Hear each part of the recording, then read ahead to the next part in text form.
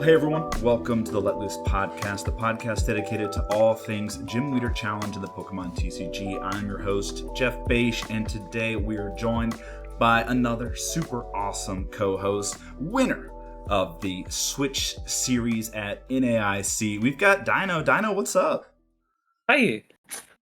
Yeah. All good. How's it going? It's going great, man. It's so awesome to have you on. Deino, tell us about yourself. You won NAIC, and we'll get into all those details later up, but the people want to know about you because, I've seen you around the Tricky Gym Discord, here and there popping in with suggestions and sweet deck lists and all the like, but I don't really know who you are as a person. I'm sure the people want to know, so tell us a little about yourself. How long you've been playing GLC, what got you into it, what decks you really like to play. Tell us all about yourself.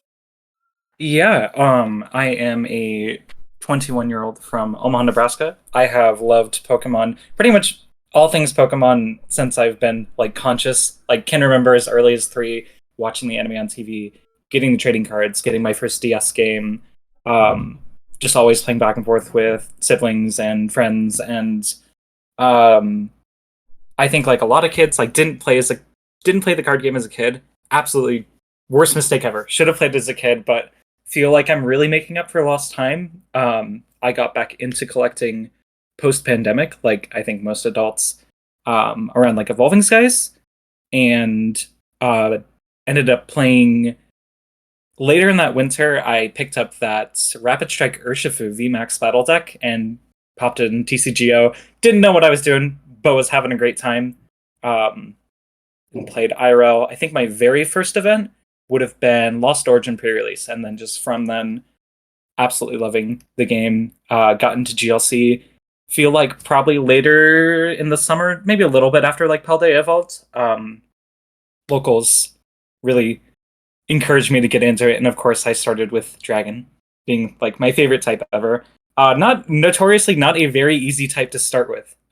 It's getting better now, but kind of always one of the lesser types of the GLC bunch, but I was determined to make it work and definitely tried.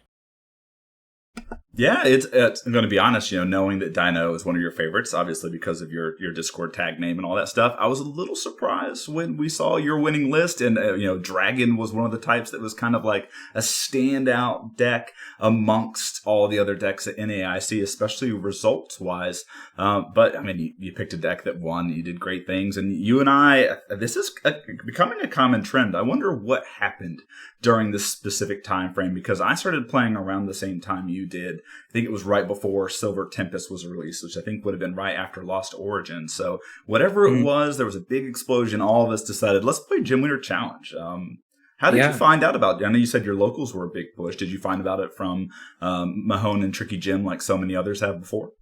Yeah, it was definitely a combination of that before I fully got to other locals, but I knew about what it was, and I'd watched some of the videos that were TCGO highlights, but wasn't fully sure. It's that is pretty cool. I don't know if there's going to be any locals into it, and there's definitely not many, but once I started going to pre-releases and then eventually challenges and then just league nights, there would be people that specifically one of my locals, Nathan, who brought a full dragon shields, the 2-row magic carpet dragon shields, and just had deck lists of almost every single type, and was just you don't have a deck here, just play this one against this one. I think this will be a fun matchup. I think you should do that. And I think with Dragon specifically, I was bouncing back and forth between getting different trainers that worked, but then getting some of the Pokemon Gabite, of course, not super easy to find, just having to order stuff on TCG Player, but just the longer you stick around with these things and show up every week to shops, it's stuff starts rolling in that you just pick up, and now you have it ready. And it definitely felt really good to have my first deck, and felt like I had made a good choice. Personally, that I was having fun. I was definitely not good at the start, though. I was not good at all. And one of the better locals in my area plays Special Whales. That is a very bad matchup for all of your dragons just doing 160 at a time. 160 and Revenge for 160, and just pretty hard hill to climb. But remember the first time that I ended up beating that deck and just how good it felt to be okay, I think I get it. I think I've got it now. Nice. Yeah, that's a really tough matchup. So the fact that you were Yeah. able, probably not consistently beating it, but the Oh fact no, that you no, no, no. can beat it, big skill boost there. Yeah. So obviously, you're into GLC now, and you're going to NAIC, and you pick the deck that you do. Talk to us more about kind of your experience at NAIC. Were you there just to play GLC, or were you there for other things? And kind of like, what was your experience with the whole Switch series? What decks were you seeing? What was the vibe you were getting from other trainers? People want to know, because I wasn't there. I want to live vicariously through you. Tell me all Yeah. about this so I can feel like I was there. So I am also a standard player. Of course, got into standard before GLC and still like pretty engaged with it. So I've had pretty good group of team that like would show up for. We practice a lot for indie, and then going to this event, there were less of us going, but still a good amount. And I knew that I really liked GLC, and some of the other people who ended up coming with did play in this event, but we didn't really like test or anything for like this. It was just like, I'm gonna pick my favorite deck, and it's gonna win.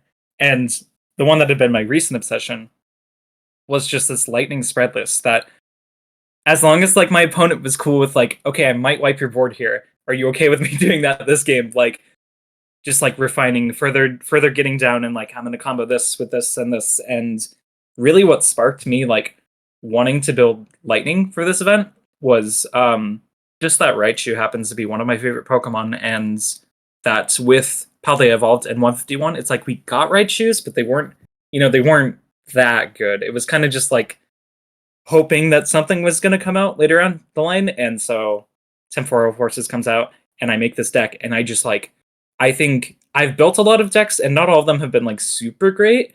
But this was the first one that like really like locked me down for a solid month or so, that I was like, I'm just going to play this. And I just felt really comfortable going into it without really like thinking about the event too much. Just kind of, I didn't make day two. This is what I'm going to do here.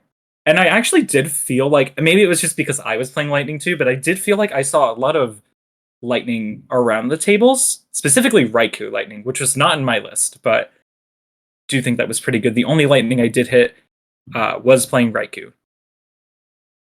Yeah, it's interesting that you mentioned that. I've been too much of a coward to try the Raichu, because I'm always worried about people spreading into me, and then my Raichu being like a double-sided board wipe. But more kudos to you and the courage it took, and that card is super sweet. I actually had a chance. We played your deck on stream today, because I put a couple of the NAIC lists together and had a chance to play it. So when we get to talk about your list, I'll tell you kind of my experience with it too. It's super fun, by the way. So at the end of the stream, if you guys are watching it or if you're listening to us, try Deino's Raichu list. It's so super sweet. But so you can, you can understand just like building this list and being like for a straight month, just like, I just want to play this. This is all I want to play. It was just so much fun. Yeah, spreading 50 twice is like the dream. It's addictive. I want to do it again. I've already asked my friend who comes and streams with me. I was like, you want to stream again tomorrow? Let's do this. And so it's super awesome.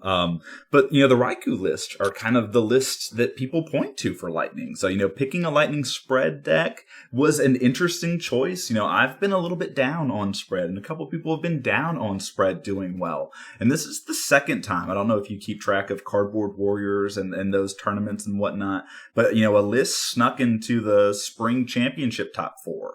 There was a Lightning list similar to yours. It had a couple differences here and there, but Lightning spread might be the real deal, and your list is great. So I'm just excited to get into this and talk about NAIC. Of course, we have a ton of lists to talk about. You ready to dive into it? Let's go. All right. So obviously, the NAIC happened, the North American International Championship. 168 people played in the Switch Series tournament, which is amazing. 168 people at a day two GLC tournament, unheard of. And this is really kind of like the first, I want to say, like maybe official thing that Pokemon has done for Gym Leader Challenge. There's been like local tournaments, and they've kind of recognized it to a degree, but this felt big. Did you feel that same way when you were playing in it? Like that this was a big deal for not just like Gym Leader Challenge, but like, for Pokemon kind of recognizing it officially? Yeah, and just like the bigger thing about it is that it wasn't even like at some of the regionals, how they'll do like just the side events for prize pool tickets, but it's mostly just run because these organizers who are bringing together this tournament know that it's popular. They know they'll get players for it, but it's like Pokemon themselves recognizing it was super cool. What's also super cool to have like I don't think any of the side events that I played at have had more than 100. So just like having that number already, super interesting. Lots of like recognizable faces, just like people that I've seen do well in standard there, and people from Tricky Gym, and just like standing up talking about their matches afterwards, talking before what they've got going on with their deck. Yeah, no, it seriously did feel just like a mini gym leader challenge regional, which is hopefully what they're trying to angle for following this event, seeing what kind of players can we pick up. Like if this were to actually be advertised as something you could earn championship points for, or qualify for worlds, even like something actually pretty serious. Yeah, I know. It sounds exciting. I'm so excited about it, and like I hope that this is just a sign of bigger and better things to come. Yeah, I'm so glad, so happy. I'm so happy that I'm talking to you about this. Like, I'm so excited hearing about where Gym Leader Challenge is today, because it is just a format I love so much. Well, the required deck list. None of the deck lists were really kind of shown to us, which is a little bit of a drag, but we're okay with that. But we got deck list from people at the event. They submitted them to Weeder, so shout out to Weeder Cardboard Warriors. He collected all the deck list. We're missing one deck list from the top 8, but we have 7 to show to you guys today. And this is what the top 8 breakdown was. So we had water, lightning, and grass. Each of those were represented by one person. 2 psychic, which I don't think is a surprise to anyone, but I think the big surprise on the weekend was Dragon having 3 players in the top 8. Did you play a lot of Dragon throughout the vid? I know we're going to talk about your matchups, but was Dragon really, really prevalent? I hit 1 Dragon during my regular run, and then in the finals I ended up hitting Dragon. And I mean, with it being Dragon, there's not too much you can do creatively, but it is just like just adding 1 more attacker you can splash down on the board. That's like way cheaper than all the others, and the additional just like airmail with Dracloak. Like it can't be understated how much that changes. Even just like 1 more Pokemon, because before Dragon, you are never filling your bench.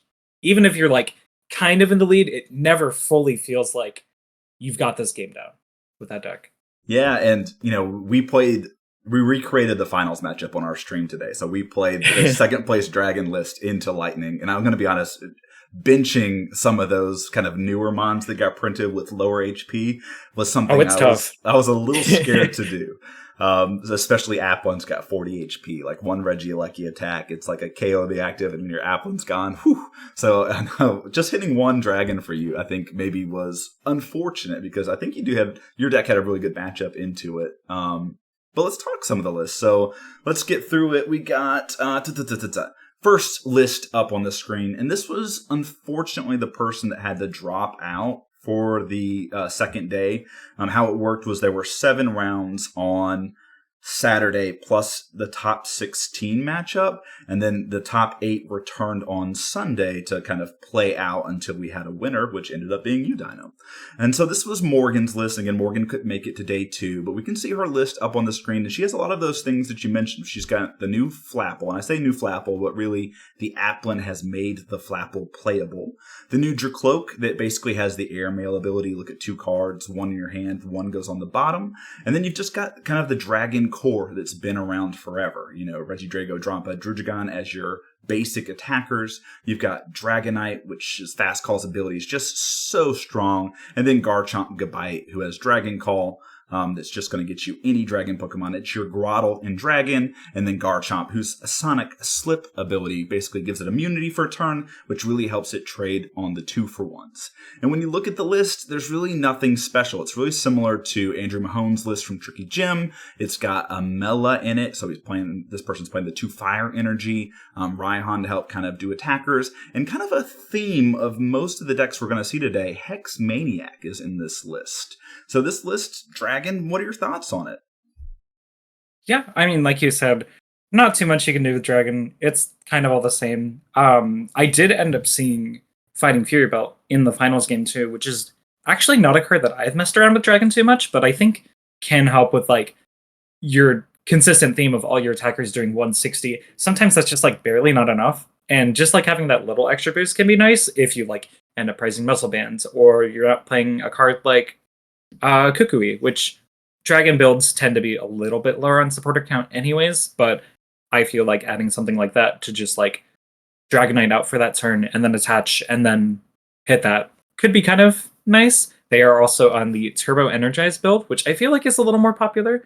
I've always been a little partial to Team Evolution, but I totally get why Energize is like the choice here. I feel like we don't see, is Cynthia all that common dragon? Cynthia, I think, comes and goes. I think people typically have their draw supporters of choice, and really the only disruptive draw supporter in this particular build is N. So I think sometimes you'll see like N or Iono, sometimes Marnie. So I think this person, Morgan, just chose Cynthia as kind of their other option. You know, kudos to them. They made it to top 8, so I'm not here to criticize too much.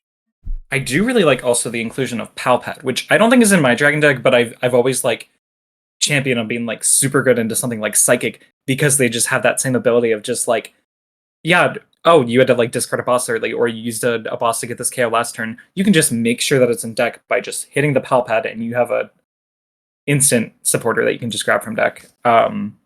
Always think that's been a super cool card for Dragon. I'm also other than that, I mean, yeah, I'm a big fan of Palpad too, especially in Dragon and Psychic, where you have kind of, you know, your fast call and your buddy catch. So I feel you there too. Super. Also, noticing the units energy, which is definitely interesting. I don't think we're using Fighting Tackle anytime soon, but like, I guess that's for Draco. Yeah, just like make sure you can get the Fire Grass. Yeah, because that's one extra that I'm used to seeing. Usually Aurora, Rainbow, and the blend. Then you use it with the double energies counter and Dragon. So I guess this person just wanted an extra call unit energy here. So kudos to them. Well, you can look at their matchup spread over here too. It looks like they had some pretty strong wins. Water Spread, Dark Poison. They beat Turbo Lax, Special Whales, which we talked about being already a hard matchup for Water, Psychic Screambow, which is the combo Psychic build, and their only loss before they got to top 8 and drop was to Metal. So interesting that Metal was able to pull that out, but it makes sense to a degree. Damage reduction tools are probably pretty good against some of the numbers that Dragon has, and then of course you've got Zamazenta that can hit for 220, so nothing in Dragon is really surviving that. Yeah, it's just it's almost kind of like Metal can just play the same game that you're playing, except they don't need to find special energy to do it. They can just Metang that on, or get the Bronzong to just like reattach it on there. Like I guess in a way, it kind of almost seems like once Metal does get set up, it can almost be like mirroring the same thing that Dragon's doing. So I guess that makes sense on that loss. It's interesting that we didn't see any Metal in the top 8, because you see the new tools that Metal got, you know, the Metang specifically. It's so strong. I kind of wish we could see a list. I mean, maybe there's like a top 16 or maybe a top 32 list out there. Someone send it to me if you guys got it. I would love to see it. Well, we don't need to spend too much time on this next list either. Again, there's 3 Dragon decks in the top 8. This list right here is similar, except instead of playing Dracloak, they've opted just for Tatsugiri in their Pokemon lineup. You'll notice that they've got Turbo Energize as well, no TM Evolution. The interesting bit about this deck that's a little bit different than the other is that you'll notice that they're playing Experience Share as one of their tools, because I think they want to chain attackers kind of in a different manner than some of the other decks. They're not playing Mela. Actually, they are playing Mela. So they have 3 different ways: Mela, Raihan, and XP Share to kind of help kind of chain those energies along. And then Energy Lotto is a super sweet card too that you see up there. Energy Lotto is look at, I think, the top 7 cards and pick any energy from them and put them into your hand. So this person definitely wants to keep attacking early and going on. So this is Dragon from Kellex. What are your thoughts on this list? Yeah, I mean, like the Energy Lotto has always been one of my favorite cards in Dragon. When I did update mine to include Dracloak, I did end up cutting it. But EXP Share is definitely an interesting take. I mean, like, I suppose it makes sense if you just like splash it down on your next guy that's gonna like your next Druddigan that's gonna like swing up and attack with it. It could end up being really good. And even if it gets like gusted away, it's like Flapple still just has that 1 energy attack that's so powerful. Got 3 water. which is different from the last list, but I don't hate having the extra water energy if you're like just really prioritizing getting guard chump up. Other than that, I mean, Yeah, again, just like these dragon lists, the dragon lists really, there's not too much you can do with them. exactly. Yeah, and there's slight differences. There are obviously player preference here. There's a little blend energy off to the side. I'm wondering if this person opted to switch water for blend energy, or if maybe that's their way of being like, hey, maybe we should play that. We don't need this card. We don't need this card. Yeah, so more dragon, but next up we got the only water player to really make a splash, pun intended, at the NAIC Championship Series here. And it's kind of a stock list in and of itself, too. There's some interesting choices to it that I love personally, but you've got a Rain Dance package here. So you're seeing this person pairing Super Cold Baxcalibur with Frostmoth. Both of them allow you to attach water energy to your Pokemon as often as you like. Frostmoth, a little bit more limited because it can only attach to the bench. You've got Octillery to draw you up to 5. You've got Vulpix to help you search out Pokemon early. It can search up to 2 water Pokemon for a free attack. Starmie lets you discard any card to get 2 energy back from your discard pile. And then, you just got some of the best attackers that water has to offer.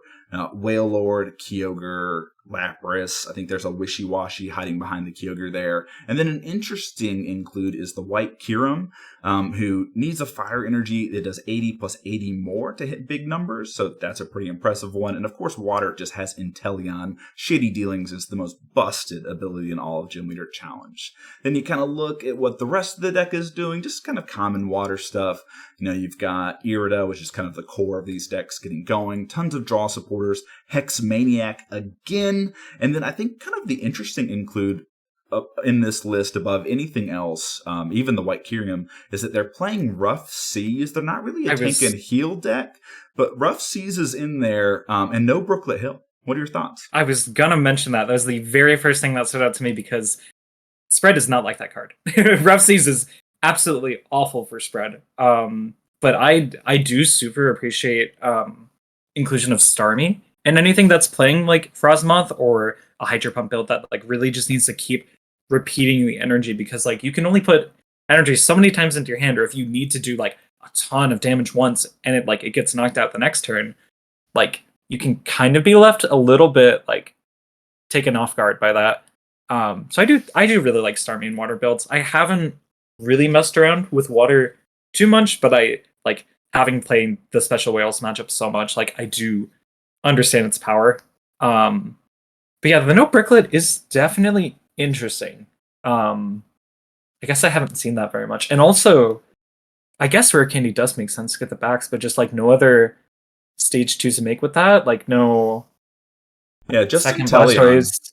If you're Rare Candy Inteleon, it's usually pretty rough. Like if you need that attack that turn, I guess you could do it, but it's I mean that's an interesting option. I do also I remember somebody mentioned this recently that instead of playing like Catbug, you could do something like Earthen Vessel just to thin more with Octillery and like really get that energy down, fill your hand of 5 instead of like having to draw one less card.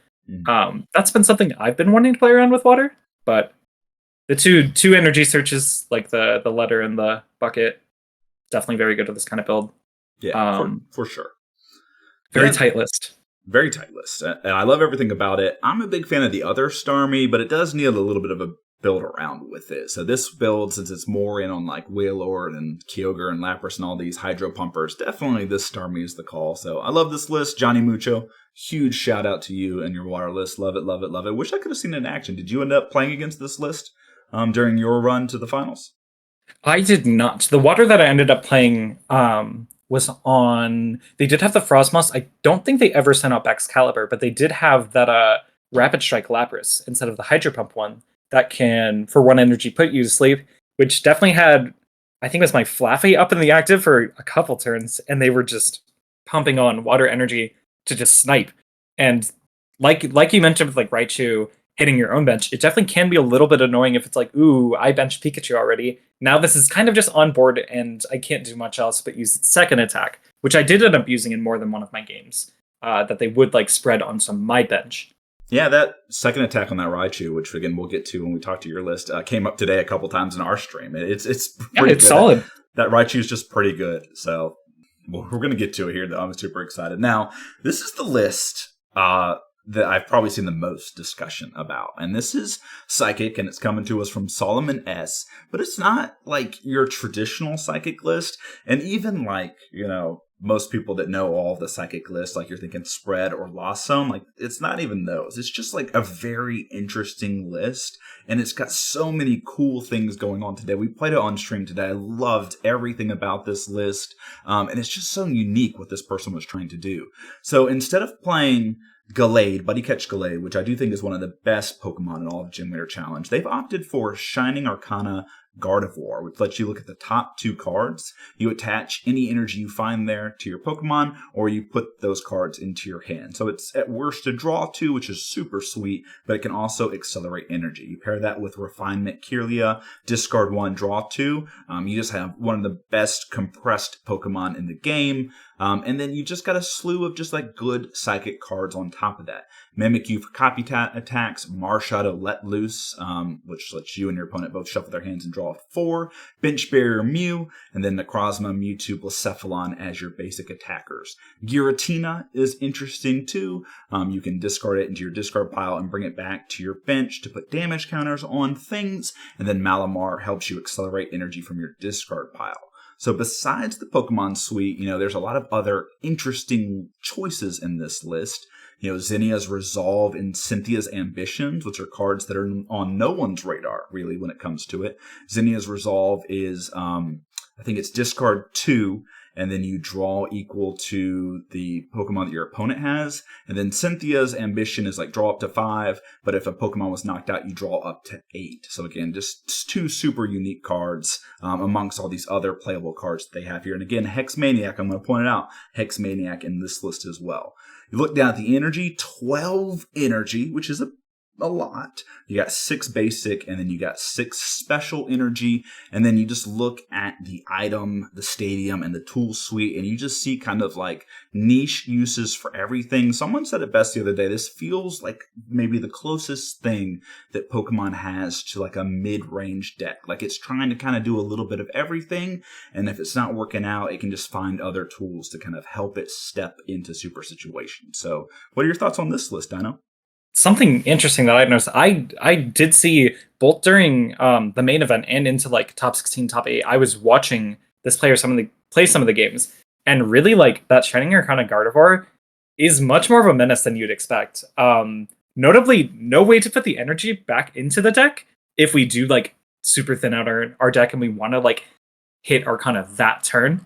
Like no special charge, no super rod, energy recycler, like any of these cards to like really make that ability like pop off. But like, I mean, it's just got a lot of interesting choices. No Raihan, no teammates. We've got Acrobike and trekking shoes. It's like almost kind of a turboed out Psychic list, which I don't mind at all. Like it's a very fun way to play this deck, I think. We just noticed its comeback potential. Like this deck is all about comeback. Like you've got counter gain in your tool suite over there. It just reduces your attack. Basically kind of a second dimension value to a certain degree, which is super cool. You could just play Lusamine, I guess, which this list is not playing, but counter gain is kind of cool in and of itself. Lost City, this person obviously recognized that there are some strategies that are really reliant on 1 or 2 Pokemon. So Lost City is a super interesting tech card. 4 Stadiums too is a bit that you don't see in Psychic lists. Normally I just see, Dimension Valley and maybe 1 other utility stadium, but opting for 4, and again, 4 tools is quite a bit for these Psychic lists too. Great Ball is kind of an interesting include too. Great Ball is a card when I was putting these decks together today for stream, I was like trying to find, I was like, I know I have 1 Great Ball Gym Leader somewhere. Challenge, like yeah. We're doing this over Evo Incense. It's just like, yeah, we really want Ball Guy to work, I guess, but yeah, it's interesting. It's interesting. And again, it's sitting here, this list top 8'd, and it was super fun to play. I will say I bricked my Great Ball. I looked at the top 7 and bricked it. Obviously, like, Tulip not being in this list is a little interesting. You mentioned, no ways to get energy back into the deck, but Tulip is like kind of a staple recovery card in Psychic lists these days. So I don't really see that in this list, but obviously Solomon didn't feel like he needed it, and on his trip to the top 8, it didn't seem necessary for him. Yeah, and like I guess I didn't specifically get too much of a chance to talk with him, but like just before we were doing the top 8 matches, pretty much everyone had gotten early there, and of course they were trying to see when they gathered us for like after top 16 for top 8. Morgan had mentioned that they like almost were certain they were not going to make it, but they did want to like hold out a little bit to see if they would end up showing up, and he just seemed super relaxed, super cool about it, like with his list and just about Pokemon in general. So seeing like just some of these interesting choices is just like, man, how hard you have to work on like all these matchups without like some of these like key cards that you think would be in every single Psychic list, and like you have to get them to function. But I mean, clearly the power of Psychic shows that you don't really need them. Like there's that many good Pokemon and all these good supporters that like you can get by without some of these cards. Psychic just strong. So kudos to you, Always. Solomon. Loved the list. I loved playing it today. This was probably one of my favorite lists to play in a long time. And it just felt like when I was drawing something, you get to do like a ton of game actions with the deck. The trekking shoes, the acro bike, they kind of just add like an extra layer. You feel like you have control over what you're doing. And then you just always have to be aware, like don't, keep your recovery cards, or you've only got the one in Rescue Stretcher really, so make sure you're preserving all of your resources and not discarding them willy-nilly. So kudos again to Solomon. Loved the list. Well, that was kind of the top 8, and we're missing a grass list here, and so we're going to get in the top 4 now, and this is the second Psychic list, and this is more the traditional Psychic and cards that you'll expect to see in, some of the most powerful Psychic decks that you'll play against. And this is the combo Psychic list from Tyler A. So some of those same cards, you got Malamar, Giratina, Marshadow, Mimikyu that we just mentioned previously. Instead of the Shining Arcana Gardevoir, we're playing Buddy Catch Glade with that Kirlia that was so good. And then some of the other inclusions that we didn't see in the other list, you've got Wobbuffet that just shuts down abilities as a basic. You've got Latios that for 3 energy can do 180, just a big damage hitting basic. And then you've got Xatu here to kind of help you attach energy from hand and also let you draw 2 cards if you did that. And then of course all of this kind of comes at a head when you have this cool combo in it. So you have Screamtail, which for each damage counter on it can do 20 damage to any of your opponent's Pokemon that you choose. And you kind of pair that with Giratina as a way to do it. And then you also have a second kind of cute combo in this list where you can devolve Xatu into the Natu, and the Natu has the Delta plus Ancient trait, which lets it take 2 extra prizes. And so you're playing TM Blindside with that to maybe kind of cheat out a win here and there. So that's the Pokemon suite. You'll see Tropical Beach in this list. You'll see Recycle Energy because Latios discards energy, so getting that energy back is really key. And then you'll see, Tulip is a card that we mentioned. And Lieutenant Surge is really the card that sticks out to me the best. Oh boy. When you can search it up with Gallade, it just gets so much better as not even a combo piece, just as a value piece. So again, Tyler thought that card was great, and I'm kind of in agreement with him. What do you think? Yeah, also wanting to mention the staff Tropical Beach. not just any beach. This is a staff Tropical Beach and this like already fully blinged out deck. But yes, I did end up playing against this Psychic list, and while it started out pretty back and forth, I fell back a bit, but the turn that I ended up taking 3 KOs with that Electivire, he just had the Surges in hand. I knocked out Kirlia with that attack, and he just had Surge's teammates in hand. I mean, like, I definitely wasn't expecting it, but it's like, yeah, I suppose that makes sense. Like I had mentioned, Psychic can just kind of do Psychic things. They get away with a lot. Just really, really powerful Pokemon. I think that Tyler ended up searching for probably some recovery card to like try to get his bench back, and then a Colress to finish up as his third supporter. But after shuffling, seeing 7 cards, kind of realizing those weren't the 7 cards you wanted, ended up scooping it up. But yeah, Psychic's always super powerful. I have messed around with it a little bit and have liked that Latios a whole lot. I haven't tried the Screamtail, but I do know that its power alongside like the Natsu with the blind side, like that snipe potential isn't really something that like a lot of decks can just like kind of throw in as much as like Psychic can. Yeah, normally you see Psychic List kind of lean in on Blacephalon, which we saw in the previous deck, which, if it's the 3 prize turn, it can do the Sableye attack, 12 damage counters, however you pick. Which again, the 3 prize turn can be a little bit constraining. So obviously, if you were placing damage counters places with Giratina, maybe Blindside becomes a little bit better, and you can kind of use like a card like Arvin or Guzma and Hala to kind of help you set up that combo too, especially when you have a supporter search like Gallade here. So super fun, super awesome. And you mentioned, winning this game, and I'm looking at this being like, I bet this was an incredibly tough matchup for Lightning Spread because you have bench barrier. Gallade, you mentioned getting the Kirlia, but if that Gallade ever gets set up, Hex shutting off your Dynamotors can be really tough. So really impressive win by you into this deck. They ended up, I think the main reason why they maybe got a little bit tunnel visioned and didn't end up winning because of that Mew.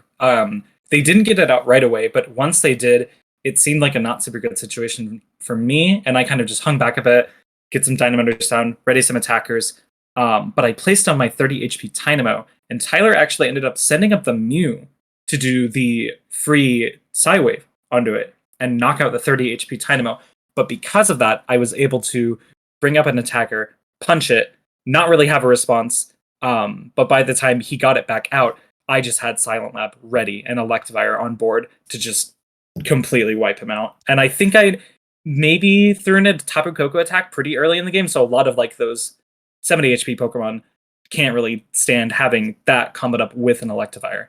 That Tapu Koko is busted at fixing numbers, especially when you're spreading 50-50 and 120 is such a common thing. So, I can see why you won. Or see why you won into this matchup. Now, the spread for this list was pretty interesting. Obviously, their loss to you in top 4 was their last one, but they win kind of all day. They took care of Psychic, Colorless, Dark, Metal, Dragon, and then they lost to Colorless in the Swiss. So Colorless was their only loss in the Swiss, and then beating the Psychic deck and Water in top 8, which, looking at Wobbuffet here, it makes sense why they would potentially beat Water. And then getting into Lightning Spread. Again, if I was the Psychic player walking into a spread matchup, I'd feel pretty confident. But again, kudos to you for pulling out that matchup. When you knocked out the Mew, because we were talking about this today when we were playing, I think we ended up playing the Psychic list against the Lightning list. I think one of the best outs to it is, boss up the Mew with the Zapdos or Guzma Zapdos line. Was that in your head as you were playing this? I'm almost certain that that's the way that I knocked it out in my game, and Tyler just didn't have a response afterwards, which just left him a little open. I think had that Mew not come up, I would have had to combo it with both a Silent Lab and then having response to Silent Lab and then having to get Hex or lose Immune on my end to really finish it off. But yeah, just like being super conservative about that Mew and just like making sure it does not reach the active spot ever to be knocked out is probably the best way you can go around it. I also did not see any of the Mimikyu come out in this matchup. I'm not aware if it was prized or not, but I do think Mimikyu, like especially into the Raichu, can mess with you a lot just by like returning a spread attack.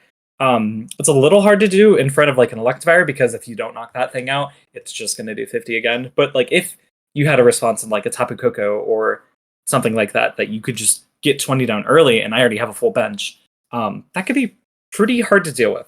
Yeah, Mimikyu being able to do that in the face of your Raichu is kind of funny. So I could see that being definitely the play in that situation. But, kudos to Tyler for making it to top 4 with this super awesome blinged out list. Again, you can always tell what list someone's favorite is based on how many full Rs and gold cards they have. And it seems like Tyler is a big Psychic fan. So I love seeing this list and kudos to him. Congratulations for top 4. Well, top 2, and this was the list that you had to beat to take it all. And here we have Dragon again. Again, Dragon just being, the breakout deck for this event. 3 in the top 8, can't say it enough. Dragon just feels so much better than it did even just a month ago. But this list is playing all the new cards. We saw the first list playing just Jacloak. We saw the second list opting for Tatsugiri over Jacloak. Well, BMEG decided to just put all of them in. So you're going to see Dracloak, Tatsugiri, the new Applin with the Flapple, and then of course that Dragon Core. So even more Pokemon in this list. Nothing, again, too exciting when you look at the supporters. Again, I'll mention Hex Maniac again. It's the common trend among all of these top 8 decks. You'll see Turbo Energize, which seems to be most people's preference when it comes to the TM, and then just the special energy that you see in Dragon. So again, here it is. What's there to say about Dragon except this is the stock list? Yes. In our match in particular, I don't think that the game ended up taking more than 4 turns, simply because like you had mentioned at the very start of this, getting this Dreepy and the Applin down almost feels like a trap. Or even just like Gible and Dratini, it's like, man, if you don't get those up right away, that's going to be kind of hard to get around. And kind of just waterfalling your Regidrago, Drampa, Druddigon over and over without too many of them getting hit by the spread might be the best way to play this matchup. Of course, Drampa being able to just do extra damage because you used your attack into them without having to use Gapejaw or anything could be really strong. Or if you end up playing Gapejaw on yourself and benching somebody with 70 HP, that puts you right in range of Electivire, which did end up mattering in one of our... I guess that would have been the 3rd turn that I ended up taking the last couple prizes. But in our match, BMEG had prized, I believe it was Gible, Dratini, Parallel City, Escape Rope, Guzmahala, and one other card that was not pretty to see in the prizes. So I had to play this game with no Garchomp and with no Dragonite. Hisuian Heavy Ball could not get any of these Pokemon out because he had used Town Map on the first turn of the game. So after seeing that, pretty big sigh of relief, like, okay, this becomes a lot easier. I don't have to deal with these. But I ended up taking out, for the final turn of the game, leaving that Drampa on with the Fighting Fury Belt and having a little bit of overhealth, powering up a Regieleki, Field Blowing off that to take the knockout on Drampa, bringing up Druddigon, and then knockout on the, believe it was Gible, and then Dracloak still left on board, Dracloak with damage on it. So just like pulling that all off on one turn felt pretty good after already playing Dragon in the main events, like was kind of familiar with how it went. But yeah, I mean, it was kind of just a runaway match. It didn't seem like there was too much of a chance for them. Yeah. And we played this matchup on stream today, and it felt I was piloting Dragon, and it felt really tough. Flapple is one of your better attackers in the Lightning when you think about it because of all the abilities that you have, but it has 80 HP and the Applin has 40. So you're just benching that, and it might not even be there the next turn. You might basically be giving Lightning a free prize by benching that Applin. So I was very reluctant to play that. I couldn't play Tatsugiri either. Having a mopey bench sitter like that, it just didn't feel super useful. And so I ended up getting Dragonite, and then I felt like I had to evolve Garchomp a turn earlier than I wanted to, just to kind of protect the health of my, bench and kind of make a big HP boost from the Gabite so that I wasn't giving up any easy KOs if possible. And then I was trying my best to loop Drampa and Drugigon and use Regidrago in the mix. And I couldn't loop attackers as everything was kind of falling apart because the electric deck was just spreading. And you just see the damage counters tick up on your dragons and you've got no bench pay. And you're like, I kind of know where this is going. No, it's especially hard for Dragon when so often in your games you're just recycling those basics and you don't really have much room if they knock out more than one at a time. If something else gets knocked out on your board or a consistency piece is lost, it gets a lot harder to just keep repeating those attacks.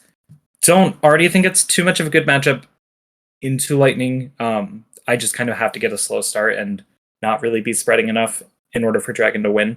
Yeah, it does not seem easy at all.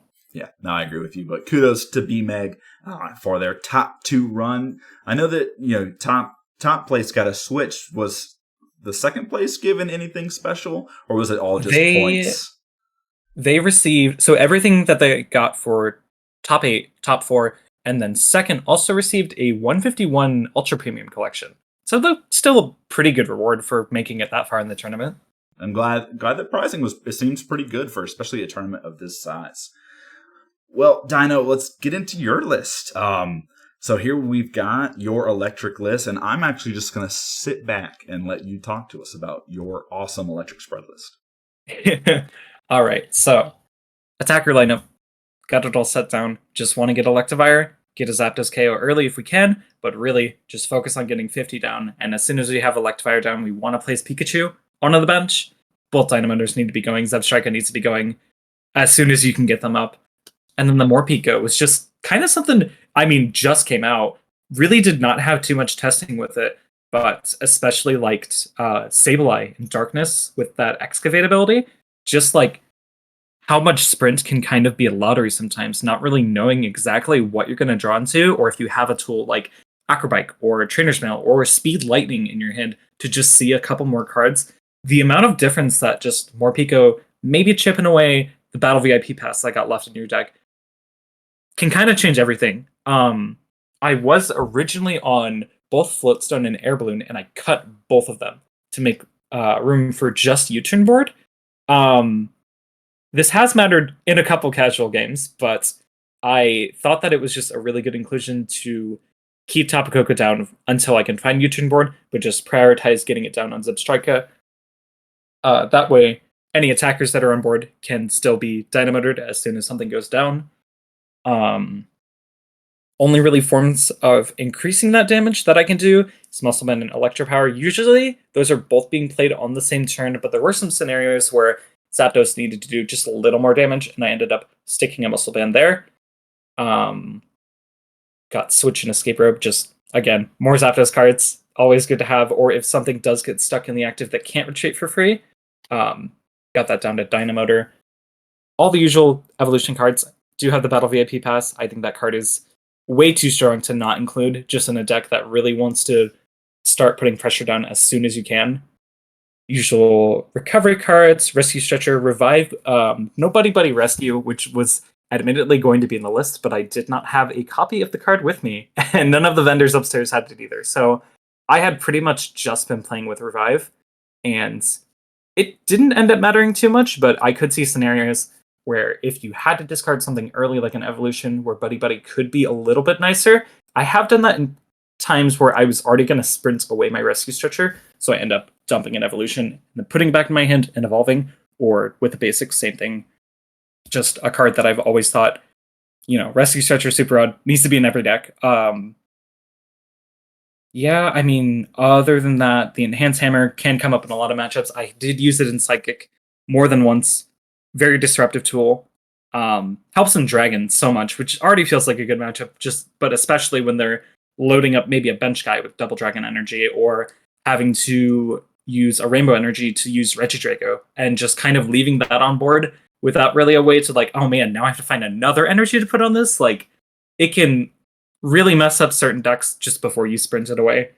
The greens with the Morpeko was not something that mattered too much, but I did notice more than one comment about it being well, how does that work? Because you don't really want Morpeko down if you're going to be using greens.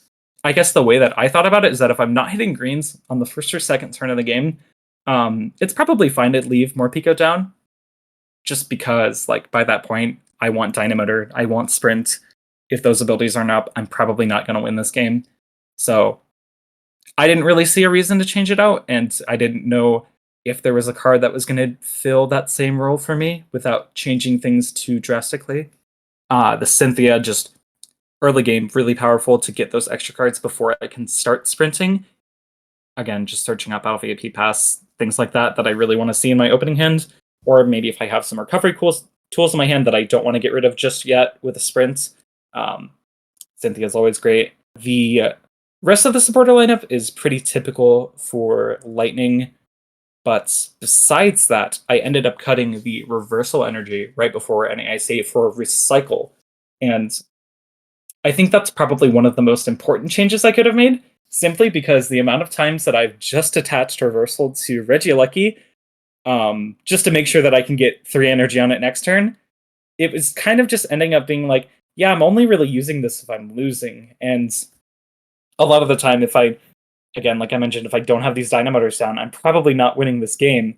And I suppose it could help in a pinch. Reversal could make it back into the list, but cannot understate just how powerful Recycle can be when you have these attackers that are using 3 energy, or even Raichu just being able to like Dynamiter, attach Dynamiter to my next attacker, and then you have to answer this Raichu, and then whatever else I'm sending up next.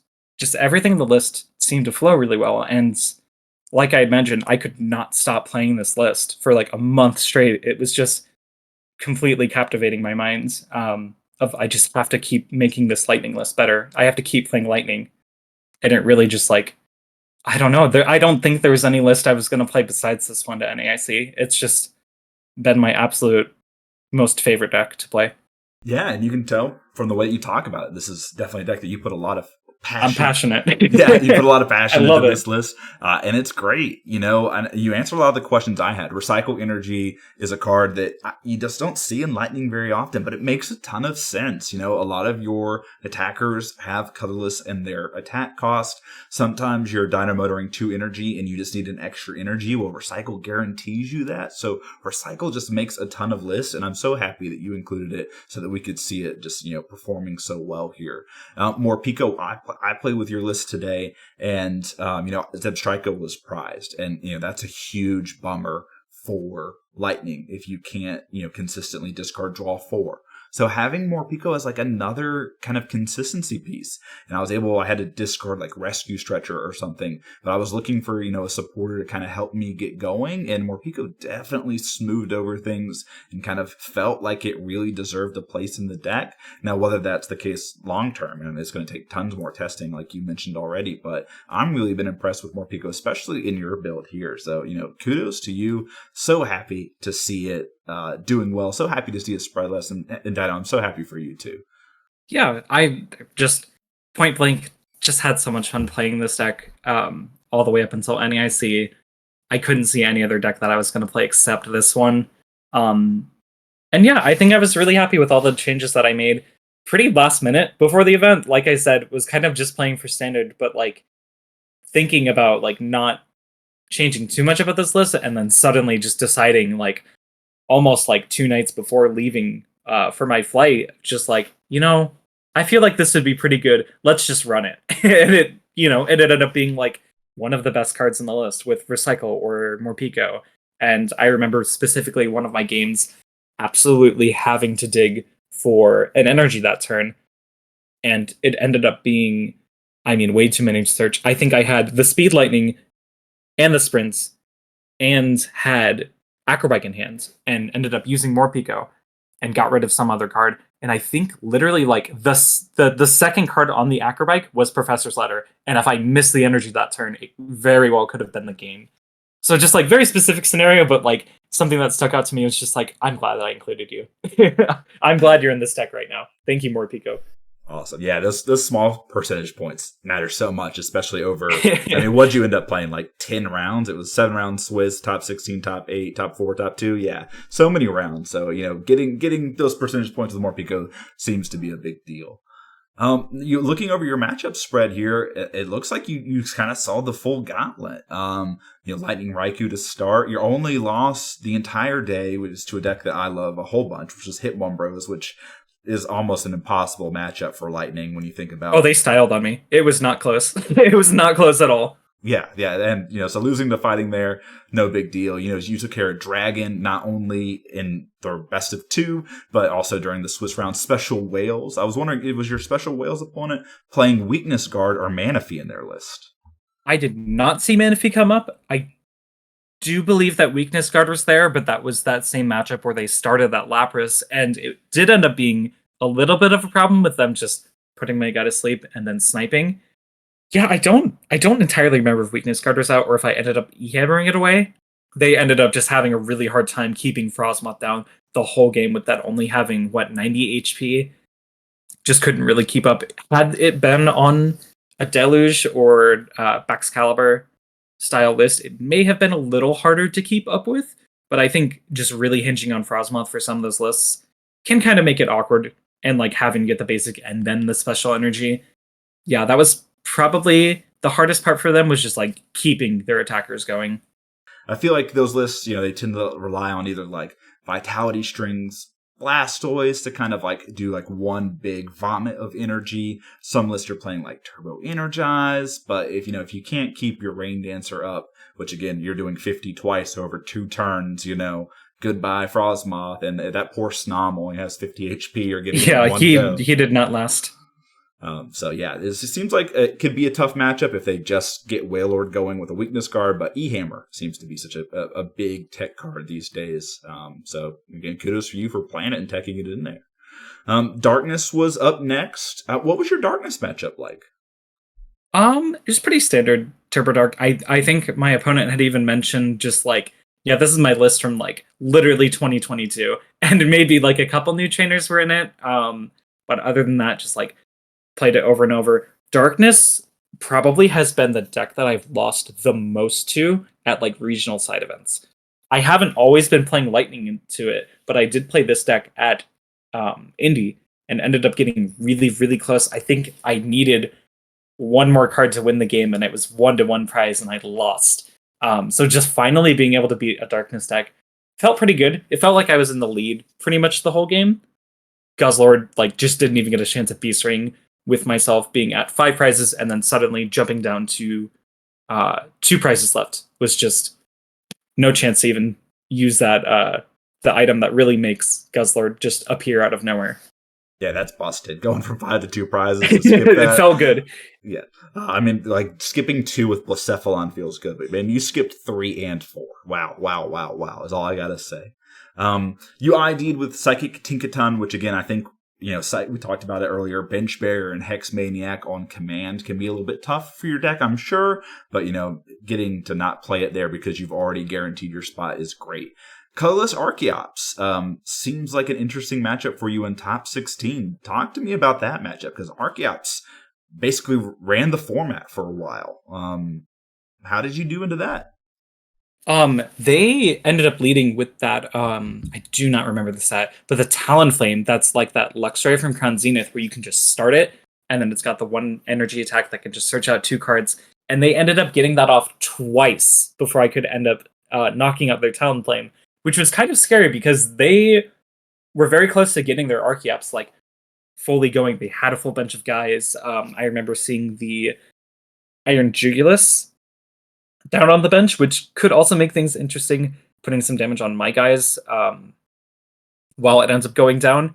They did end up attacking with Snorlax just twice, but both times I was already spreading damage onto their bench, so by the time Snorlax was going down, a lot of their key support and other bench attackers were also going down at the same time. Yeah, I think Colorless kind of almost feels similar to the Dragon matchup, where you're just, a lot of the time in Colorless, you're relying on your draw engine to like keep going, and then you have a response attacker, and you have another response attacker, but if you're knocking out more than just one of those pieces, they may not have a response right after. And that can really throw them off. And I think that's probably just what happened in my matchup. I don't exactly remember how many prizes they'd end up taking, but it was pretty close. I know that it was pretty close. I mean, that's the thing to kind of look at in your list. Like maybe you mentioned the Talonflame kind of starting off big and really helping this colorless deck, but like your deck just does such a good job from playing from behind. You can like take a couple KOs, or maybe you can fall out behind early in terms of setting up, but you're just going to always come back because so many types don't have bench barriers. You're spreading 50, which again, 50 is just such a big number. And again, I'm assuming that this colorless Archeops list probably isn't playing like the Squovit or Rangaroo Barrel in that matchup, but like you've got some kind of tiny bench sitters in colorless, like Cinchino, Minchino. Maybe if they're playing Dodrio, you're scared to draw that card. Your deck just terrorizes benches and really, really makes decks focus on their big basics. But if they don't have any support, there's just nothing they can do. And again, I'm sure Enhanced Hammer kind of came up big in this matchup too, if you were able to find it. Yes, very much so. I think that list was posted to the Discord somewhere in Tricky Gym. They did end up having the Barrel, I'm pretty sure, but they did mention afterwards that Dodrio did not feel like a good idea for them and specifically chose not to bench that.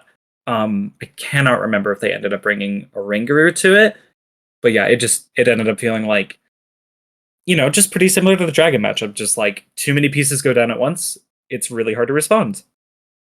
That's what I think is the best thing about your deck is just, hey, it's going to do its thing almost every single game because of the consistency that Lightning has.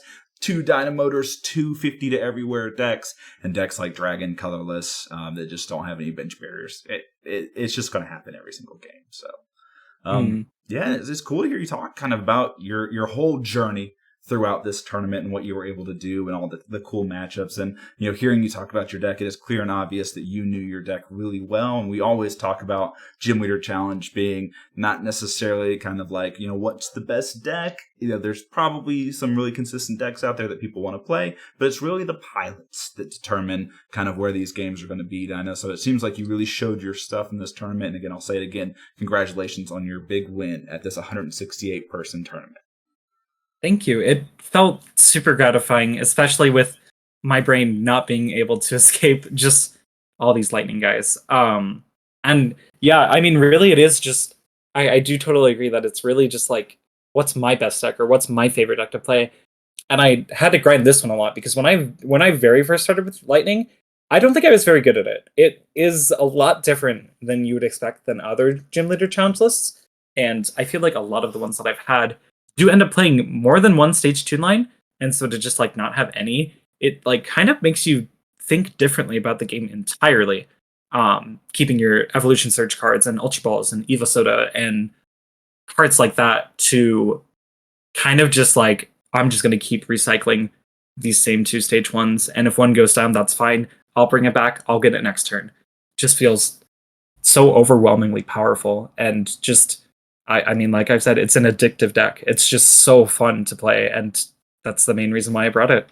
Well, going forward, I know you talked a little bit about some of the card choices you had, like Recycle over Reversal. If you were going to play in a tournament next week, same stakes, same kind of card pool that we have right now, are there any changes you feel like you would make to your Electric Spread deck? I have been thinking quite a bit. I mean, I feel like in some matchups it's just a completely dead card, but the TM Devolution into something like Special Rails could really throw them off. Just being so resistant to being able to take like big hits and then Mao Mana or Rough Seas or something to mess with you, Scoop Up Net, like having something to just completely catch them off guard, their main game plan, could be really valuable. I think as for all the Pokemon lineup, that just has to stay the same. Energy's all the same. As for supporters, again, like I mentioned with like the greens and the Morpeko could end up being a little counterintuitive, but I just don't think there's a replacement for that strong of a card as greens, especially when you have that Battle VIP pass. But really just looking back at the list and like cards I would consider, I think it is almost definitely like the TM Devolution could be like my 61st card. If I were to find another cut, but it's just there's way too many good cards in this list. It's always so hard to build exactly what you want in Gym Leader Challenge. You've always got to give up just something that your deck won't be able to do, and that's usually ends up being okay. But Team Devolution could really help in those matchups, and especially into something like Metal, if they like really build up some of their evolution Pokemon to be kind of tankier. The grass matchup too. We played the grass matchup on stream today, and that matchup felt a little tough because they've got weird HP numbers. Torterra's got 190, 170 is Rillaboom, Venusaur's 160, but everything, if it devolves, is a multiple less than 100, like Grottle's 100, Thwacky's 90. So the TM Devolution could, if you're seeing a lot of grass in your meta, which you didn't see any grass on the day, which I don't know if that's shaping your thought here with the TM Devolution, but it would wreck grass if you think about it. I think that I ended up playing grass one time before this, and it was just because a local was trying out grass who hadn't played it before, and it did end up getting very close, but the way that I won that matchup was by playing Hex Maniac to knock out, or I must have played Hex Maniac to turn off their Jungle Totem for next turn, ended up knocking out Cricketune, which ended up knocking out 3 more Pokemon in the same turn, and then without Jungle Totem to respond after that, they just didn't have energy on board to really make anything happen.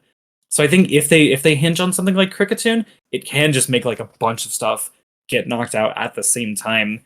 But yeah, you kind of just have to get those spreads down as soon as you can, or grass can kind of just run over you.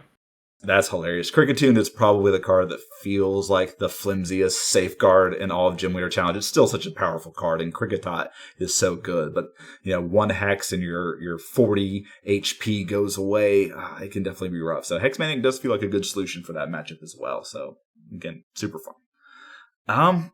Well, Deino, that's it, really, man. NAIC seems like it was a blast. Hearing about your deck list, I guess we got to give Ben Morse a shout out too, because I'm noticing you're playing here. So, always. So huge shout out to him. Check out he's got a YouTube channel that he's recently started doing some vlog type stuff. It's awesome, great content. It's all Gym Leader Challenge stuff right now. So go check out Morse Makes. Kudos to him. And these playmats are on point. If you're a millennial like me, you'll feel them before you see them, and they're awesome. They're awesome.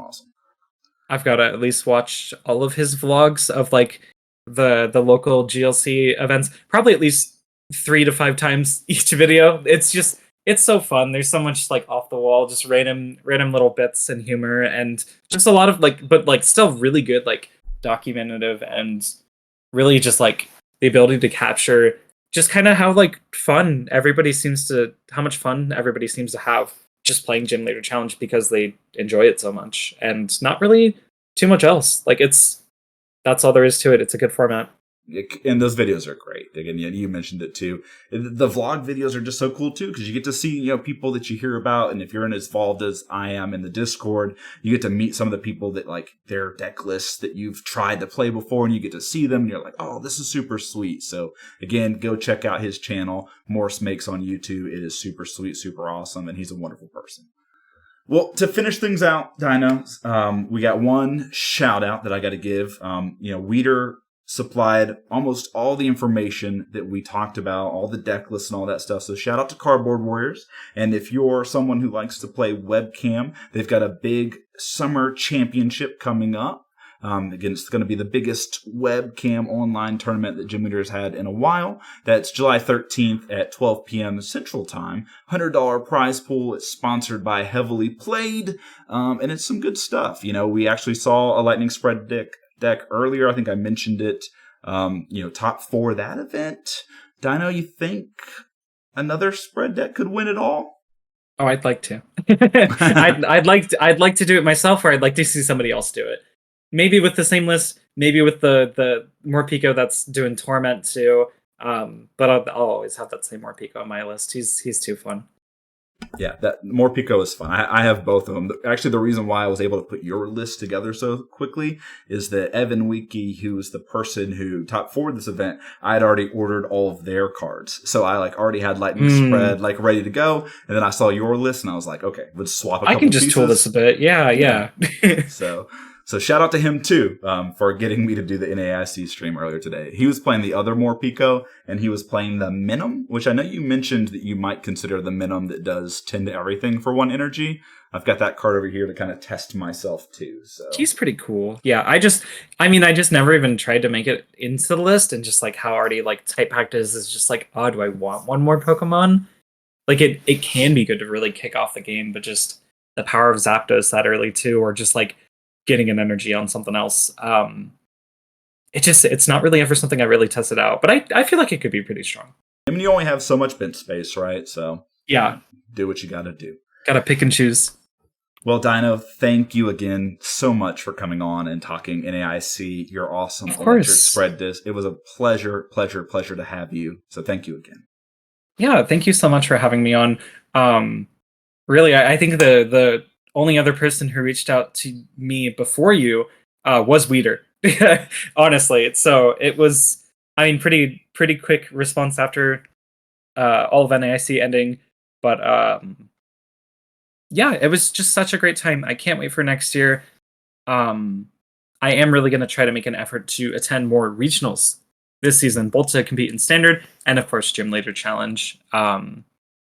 Always wanting to try out brand new decks. Yeah, just have a great time playing this format. I cannot recommend it enough to anybody who's looking to start. Just all you got to do is log on gymleaderchallenge.com, order some cards, and get to playing. That's really all there is to it. And if you make your way to Charlotte's really the only regional I ever hit up because it's an hour down the road from where I live. But if you make it to Charlotte, we'll got to hang out and talk and play some Gym Leader Challenge. You gotta, yeah. Yeah. Well, hey, again, thanks everyone for hanging out and listening to us. Again, this has been Let Loose, the podcast dedicated to all things Gym Leader Challenge and the Pokemon TCG. We'll see you all, not next week because I'm taking a break, but the following week. But we should have uploads going all the week. So thank you again for listening and have a good night.